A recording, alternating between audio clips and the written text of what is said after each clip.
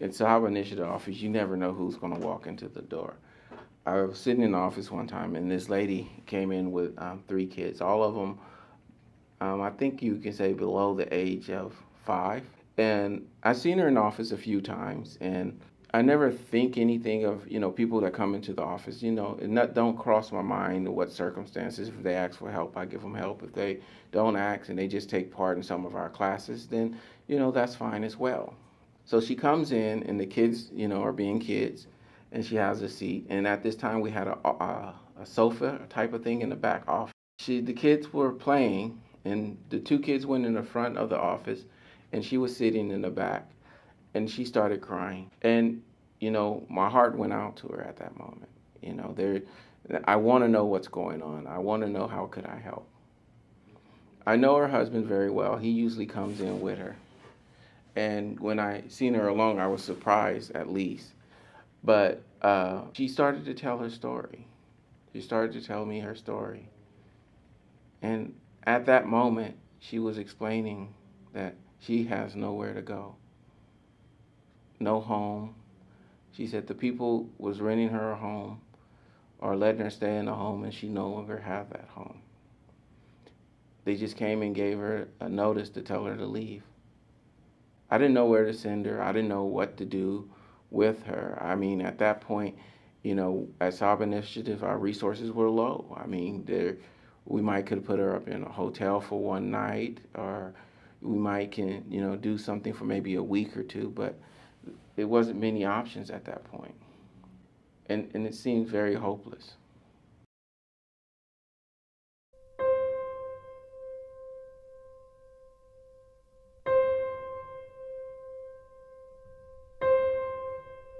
On our flyers, on our website, and one of our things, it says inner cities.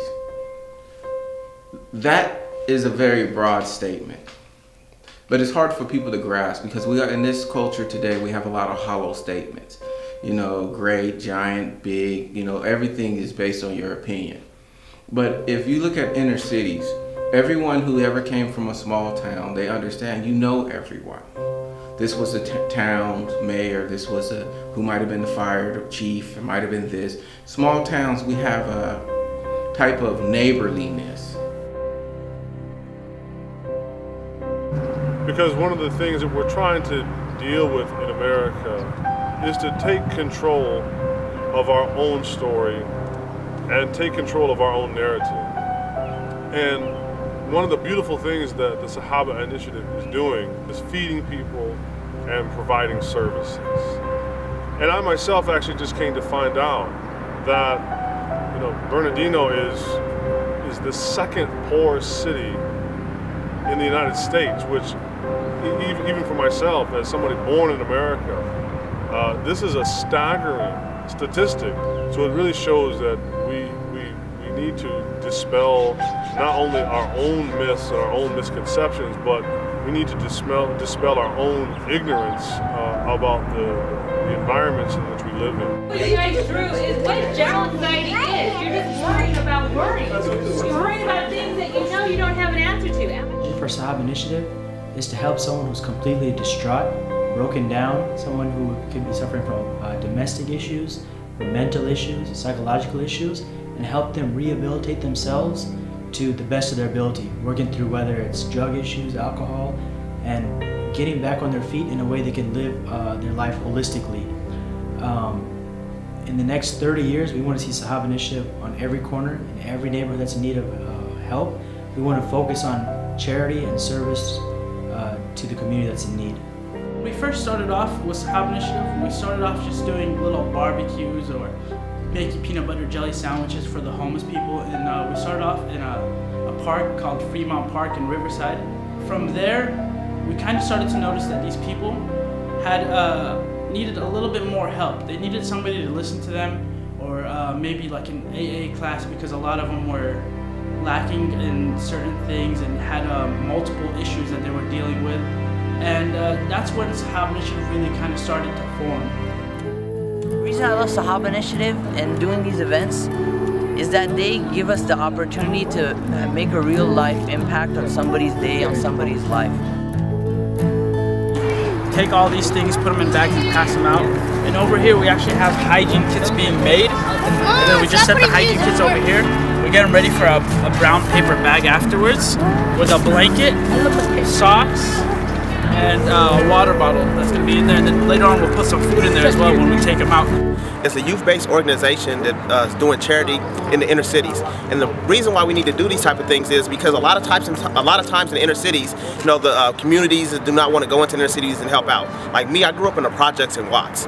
You know, we never had churches, masjids, or nothing come to help out in the poorest areas. You know, a lot of these communities, these churches, a lot of the masjids, they want to go help out in, you know, in well-established neighborhoods. But the inner city are where the people are poorest, where they're hungry, where they have no food, where they're sleeping, they have blankets, they have nothing. So the Sahaba Initiative, which is a group of young people that came together from different colleges, are forming together to go help out these people in the inner city. Come from different ethnic backgrounds, linguistic backgrounds, religious backgrounds. They all come together to help the community, to extend hands.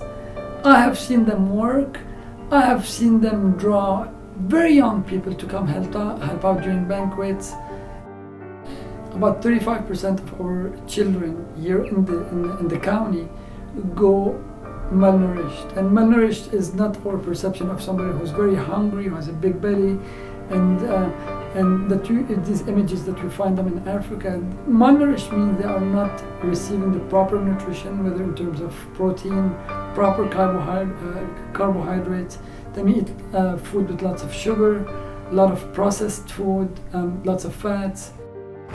From a public health perspective, individuals of low socioeconomic status usually tend to carry an unhealthy diet.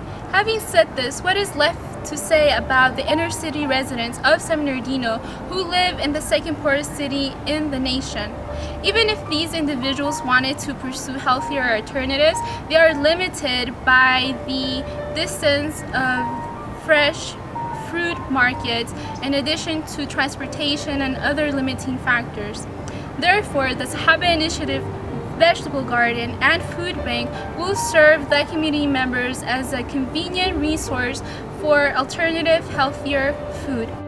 When you're in a situation of authority, of wealth, or whatever it may be, and you defeat yourself to give someone, because oftentimes when we're put in situations to help people, we make excuses. We don't have enough time. We don't have, it'll take away from my wealth. It'll take away from this. And we make all of these excuses, and we have all of these shackles that keep us down from actually moving forward and helping. And when we actually go and give and remove these shackles and defeat ourselves to go and help, that's what the true victory is.